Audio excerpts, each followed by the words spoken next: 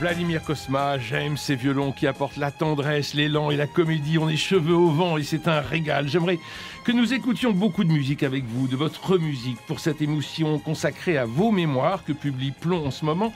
Aussi, je propose que nous conversions tranquillement, nous laissons porter par diverses musiques. Marie-Noël Tranchant et Bernard Bedioni, que vous connaissez pour avoir déjà été interviewés par lui-même ici, à cette antenne, ont aussi un paquet de questions. Plus de 500 musiques de films, des chansons à l'envergure planétaire, un opéra, Marius et Fanny, avec Alberto Alagna, rien que ça. Je souhaiterais, si vous le voulez bien, que nous parlions de l'aspect le plus classique de vos musiques.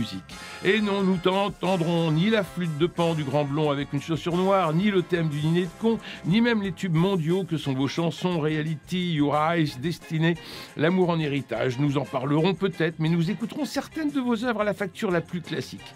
Nous nous arrêterons un peu plus longuement sur le bal d'Ettore Scola, poussé par l'actualité et la sortie en salle de la version remasterisée, un régal. Reprenons depuis le début si vous le voulez bien. Alors la musique, vous êtes tombé dedans à votre enfance.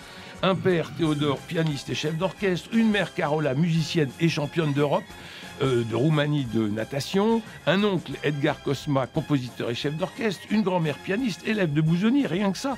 Vous avez étudié le violon et la composition au Conservatoire national de musique de Bucarest.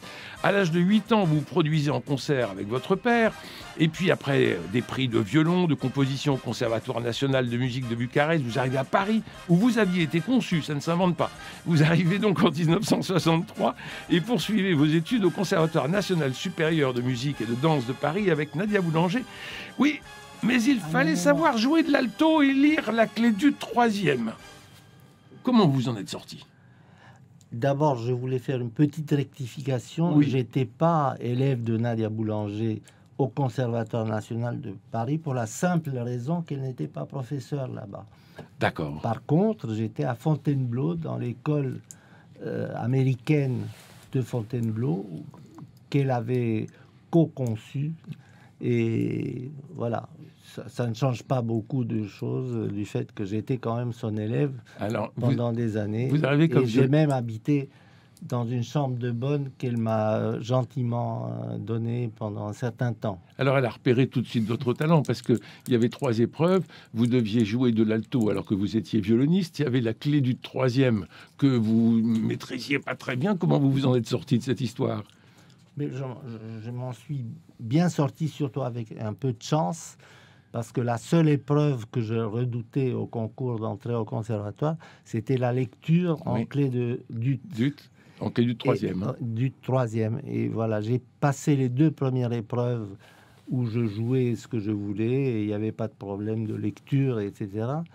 Et puis le jury était tellement content des 2 premières qu'ils ont dit, bon, on vous remercie, monsieur, vous êtes libre. Bon, donc, voilà, c'est un peu de la triche, mais c'est comme ça. Ah, c'est un coup de chance. Voilà. Alors, vous rencontrez... vous avez compris d'abord, à ce moment-là, le règne de la musique atonale, du dodécaphonisme, la toute-puissance de Pierre Boulez. Vous l'évoquez dans vos mémoires.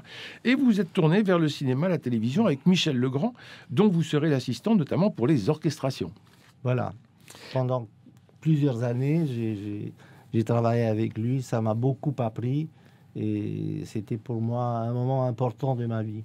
Alors la musique dodécaphonique, vous l'utiliserez dans Les Rois du Gag de Claude Zidi, un clin d'œil pour la mégalomanie intellectuelle du réalisateur que jouait Michel Serrault. Voilà. Et là on sent que vous connaissez quand même la grammaire de cette musique-là. Donc vous travaillez avec Michel Legrand qui veut vous embarquer aux États-Unis et puis le coup de téléphone sonne et c'est salutaire.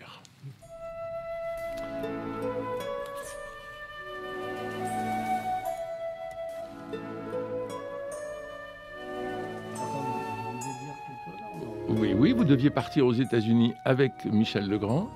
Et puis Michel Legrand reçoit un coup de téléphone d'Yves Robert, c'est ça ? Voilà. Qui lui demande de faire la musique de son prochain film qui était Alexandre le Bienheureux. Ouais. Legrand lui répond, non, malheureusement, cher Yves, je pars en Amérique et je ne peux pas faire ton film. Et alors, Yves Robert lui dit, mais... Ah, c'est dommage, et ça, mais il y avait un jeune qui travaillait avec toi. Est-ce que lui, il pourrait pas te remplacer, etc. Il dit, ah, non, parce qu'il vient avec moi, le jeune. Il sera avec moi en Amérique et tout. Moi, quand j'ai entendu ça, j'ai eu un couteau dans le cœur. Heureusement que vous étiez dans la pièce, dites. Voilà. J'ai entendu ça. Et quand il a raccroché, je lui ai dit, mais Michel, est-ce que c'est vraiment pas possible que je reste faire ça? Ça serait mon premier film à mon nom. Ça serait formidable, une occasion que je peux pas rater. Bon, il était pas très content, mais enfin, comme je poussais à mort, il me dit, bon, d'accord, il prend son téléphone, il appelle, il tombe sur Yves Robert, il aperçoit le tournage du film, et il lui dit, chéri Yves, j'ai un grand cadeau pour toi. Tu m'as demandé le jeune qui était avec moi lors du film qui était Monnaie de singe, ça s'appelait le dernier film que j'avais fait ensemble. Il me dit, bon, prends un crayon et marque Vladimir Cosma, 15 rue Jean-Jacques Rousseau, Paris 1er. Et voilà, c'était le coup de fil à ne plus... Et grâce à vous, on voit encore le regard amoureux de Marlène Jobert et la bonhomie de Philippe Noiret dans cette musique formidable de 1968, Alexandre le Bienheureux. Vous êtes avec nous, Vladimir Cosma, sur Radio Notre-Dame. 4 ans plus tard, vous intégrez une flûte de Pan. Ce sera pour le Grand Blond avec une chaussure noire, musique qui fait un carton. Et puis, on vous a demandé de faire un James Bond. C'était farfelu et insolent de ne pas répondre au cahier des charges. C'est-à-dire que c'est le scénariste qui imaginait très originalement de signifier le côté espion de Pierre Richard par la musique de James Bond, donc de faire un pastiche à la manière de... J'ai toujours détesté les pastiches et à la manière de... Et faire de la musique comique sur des comédies. Toutes les musiques de comédie que j'ai faites sont en mode mineur, sont tristes. Oui, on va en parler justement, voilà. Parce que on est souvent en fa mineur, voilà, avec 4 bémols, mais ça, si mi la ré sol. Michel Legrand écrit beaucoup en fa mineur, et je pense notamment au Parapluie de Cherbourg où il y a toujours 4 bémols. C'est pas une comédie. Hein. Mais c'est pas une comédie. Et c'est de Michel Legrand que vous avez ces tonalités mineures. Ou c'est en Non, vous? Pas du tout. Je vous dis, puisque lui, il les fait pas du tout dans le même sens. Moi, je les fais à contrario. C'est-à-dire, je fais pour des comédies qui s'écrivent habituellement en mode majeur, puisque le mode majeur dénote la joie, etc. Moi, je l'écris en mode mineur parce que je veux donner une profondeur à une musique qui, a priori, qui doit être gaie, mais elle doit être gaie et triste en même temps. Alors là, je crois que nous allons entendre de la gaieté.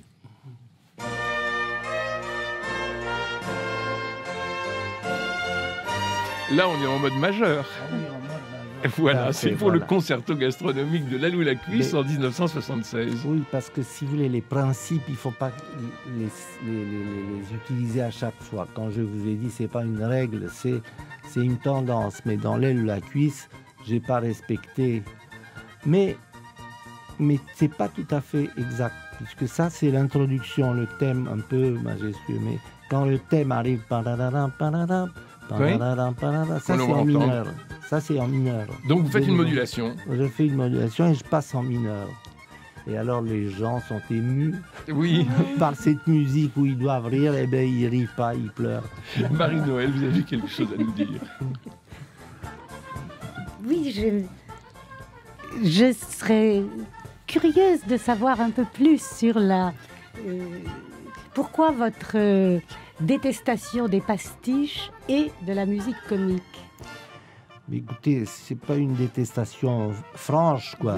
Oui, c'est un grand mot. Bon, disons que la musique n'est pas faite pour faire rire. Elle est faite pour danser ou pour pleurer?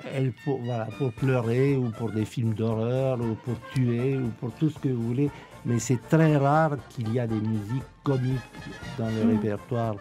Mozart n'est pas comique, Beethoven non plus, Richard Strauss non plus. Mais Rossini, oui. Rossini, voilà, c'est un des exemples. Éric Satie, peut-être. Non, peut-être. Bon, écoutez, on va en parler un peu d'Éric Satie. C'est pas un compositeur, vraiment. C'est un amateur de musique, mais c'est pas... C'est un illustrateur. Voilà. Mais non, la grande majorité des opus dans la musique classique sont des musiques graves, sérieuses, mais pas comiques, quoi. Et Offenbach? Comment? Et Offenbach? Offenbach, oui, c'est plutôt enjoué, mais c'est tout petit par rapport à l'ensemble Oui. de la musique, par rapport à Beethoven, à Brahms, à Wagner, à tout ça. On vient avec Offenbach, ça fait un peu mesquin. Mais... Bernard Miglioni, vous voulez dire? Oui, justement, nous venons d'entendre le générique de L'aile ou la cuisse et on a l'impression que ce générique marie deux époques, à la fois l'époque grand siècle, l'époque baroque, plus concerto gastronomique, et quelque chose qui est beaucoup plus années 70 dans l'accélération de la musique. Alors, est-ce que vous aviez voulu, Vladimir Cosma, rendre justement le contraste entre le père gastronome distingué, virtuose, qui était interprété magnifiquement par Louis de Funès, et le fils clown lunaire qui était campé par Coluche? Bien sûr qu'il y a un contraste qui est voulu, c'est pas par hasard. D'ailleurs, pour écrire cette espèce de petite ouverture baroque, je suis allé pendant des semaines à la Bibliothèque nationale de France, rue de Richelieu, où j'ai étudié des partitions de Campra et d'autres raretés pour m'imprégner un peu de cette époque et de ce genre de musique. Alors, toujours dans le classique et avec d'autres imprégnations, nous avons le grand miracle en 1981 de votre rencontre avec Benex. Est-ce que vous voulez que je réponde? Parce que vous regardez là-bas, je ne sais pas si c'est... Non, c'est à vous. Quand je dois parler, je si vous parle, je vous regarde. Bon, ben, la rencontre avec Benex, je ne sais pas si c'était en 81, puisque je connaissais Benex bien avant. Il était assistant de Claude Zidi, entre autres. Et c'est comme ça que je l'ai connu. Et c'était un personnage assez original, assez spécial.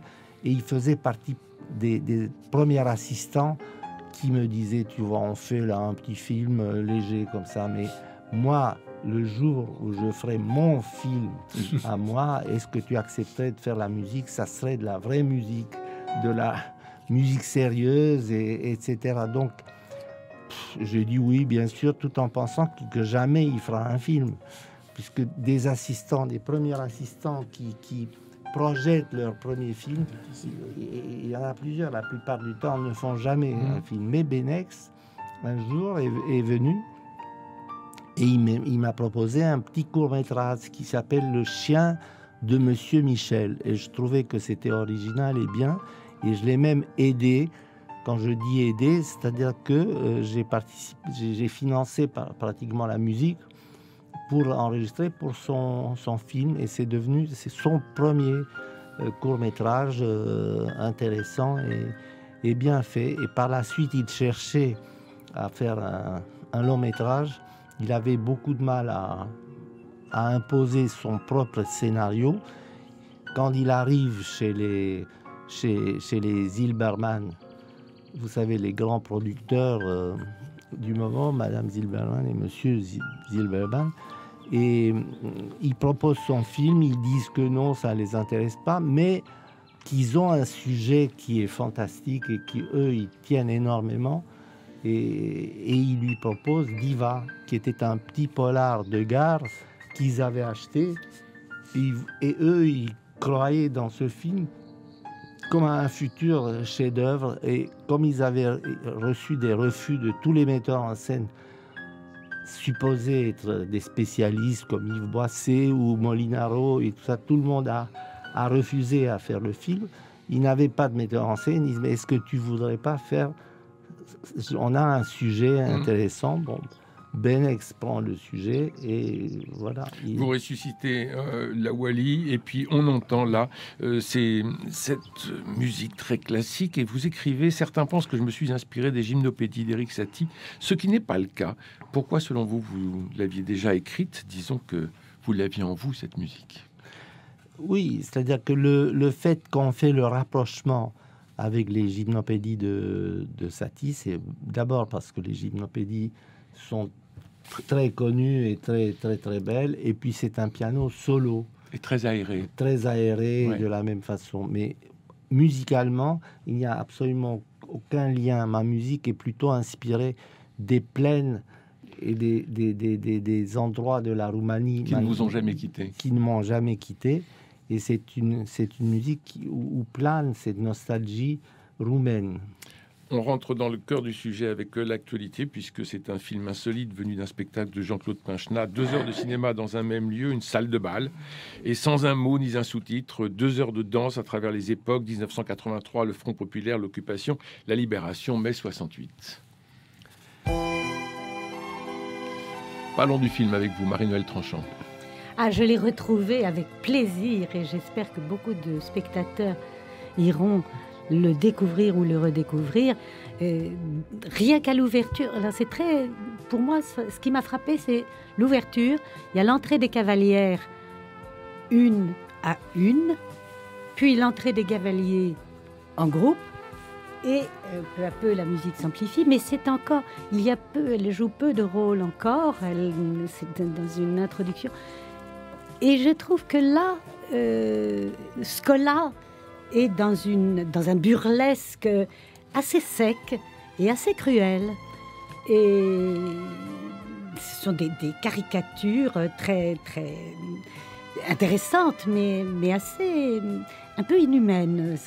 Et puis, c'est la musique et la danse qui vont apporter du moelleux, du vibrato, de la chair à tous ces êtres. Et c'est assez intéressant parce que le film est en quelque sorte réversible, parce qu'il est fondé sur des stéréotypes, c'est très stylisé.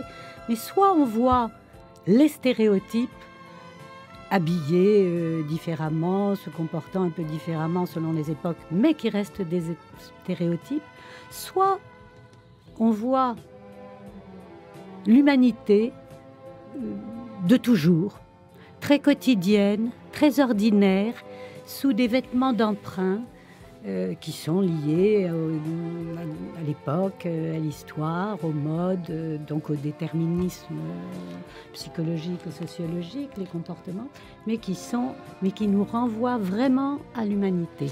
Alors pour la musique, c'était mal parti parce que Philippe Sard avait refusé le projet. Il faut dire que Trovajoli avait déjà écrit la musique sur laquelle les comédiens dansaient. Il fallait tout reprendre. Bernard, vous aviez quelque chose à dire là-dessus ?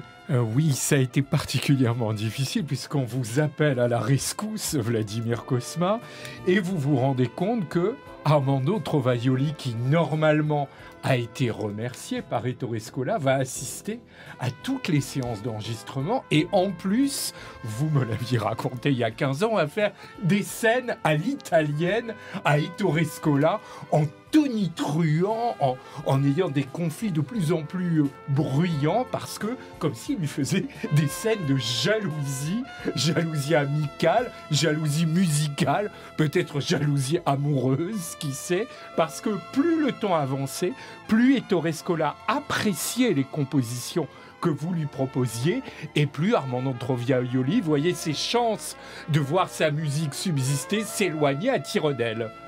Voilà. D'abord, il y a un petit détail. Trovajoli n'a pas remercié Ettore Scola n'a pas remercié Trovajoli. C'est les distributeurs du film qui l'ont écarté, c'est-à-dire qui n'aimaient pas la musique. Ettore Scola, c'est pas un homme de musique, il ne connaît pas grand-chose. Et il avait son complice de toujours qui était Armando Trovajoli, qui est un grand compositeur italien. Nous nous sommes tant aimés, notamment. Oui, il a fait beaucoup de films, donc il a naturellement pris pour faire la musique de ce film-là.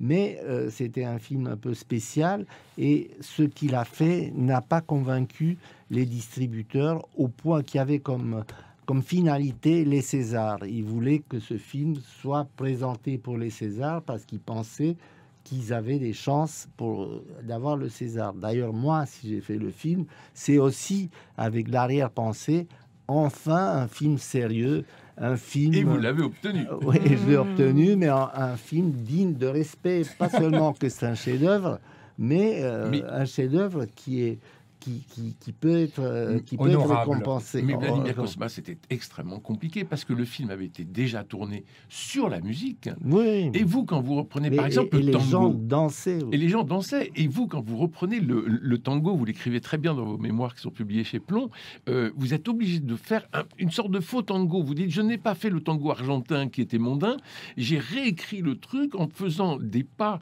qui coïncidaient entre les 4 temps et les 3 temps, et vous allez jongler là-dessus pour que ça coïncide pile avec le film que vous voyez. Voilà, que ça coïncide pour les non-musiciens, c'est-à-dire pour ceux qui savent pas vraiment voir, c'est-à-dire personne du public ne s'est plainte que le tango en question, il est fait à 3 temps ou autrement.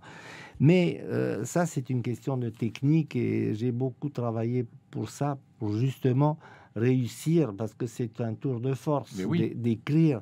C'est un film musical, il n'y a que de la musique et de la parole. C'est la narration qui est prise en charge par la musique et la danse uniquement. Voilà, toutes les musiques ont été changées, c'est-à-dire rien n'est resté de ce qui était fait au départ par Trovaioli pour le film, sous l'acceptation de Scola, qui était très triste, était contre ce changement qui était désiré par les distributeurs. On voit que même un grand metteur en scène comme ça est obligé à certains moments de céder et de devenir tout petit et suivre tout ça. Mais voilà, il a accepté difficilement, mais il a accepté. Et voilà. Donc, mais quand vous dites rien n'est resté, toute la sélection des chansons, même les choses préexistantes, même les choses préexistantes. Je parle par exemple quand les filles sont devant le bar, là, elles attendent et on ne sait pas ce qu'elles attendent. Bon, dans la version originale, on passait une chanson des Beatles. Bon, ça n'avait absolument rien à voir avec cette séquence. Surtout, ça ne voulait rien dire. Alors moi, je pensais à trouver une musique qui donne un sens à ces filles qui sont devant le bar et qui attendent. Elles attendent quoi? Comment?